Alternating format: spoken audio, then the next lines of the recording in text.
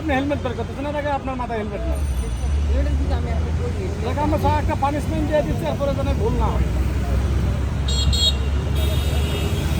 আমরা তো টাকা নিতে পারবো না ভাই, আপনাকে আমি একটা কিউআর কোড দিব, আপনার যদি বিকাশ অ্যাকাউন্ট থাকে, বিকাশ অ্যাকাউন্ট থেকে পেমেন্টে যেয়ে আপনার স্ক্যান করতে হবে। এটার কি অপরাধের শাস্তি হলে যদি করতেন? হেলমেট পরে নাই উনি আসলে। হ্যাঁ, গাড়ির অন্যান্য কাগজ ঠিক আছে, শুধু হেলমেট পরে নাই। হেলমেটের জন্য একটা মামলা হয়েছে 1000 টাকার। সকাল থেকে অভিযানে কত শতাংশ এরকম পাচ্ছেন না আপনারা হেলমেট পাচ্ছেন? হ্যাঁ, হেলমেট ছাড়া তো অনেকেই পাইছি। আমি মামলা করছি তো 5টা মতো। আমরা এখানে প্রায় 10টার বেশি মামলা করা হয়েছে। এবং আপনারা জানেন যে এই যে বিশেষ করে যে এই রোডটা আপনার নিকুঞ্জ পর্যন্ত, এই রোডটাতে প্রচুর পরিমাণ বাইকের অ্যাক্সিডেন্ট হয়।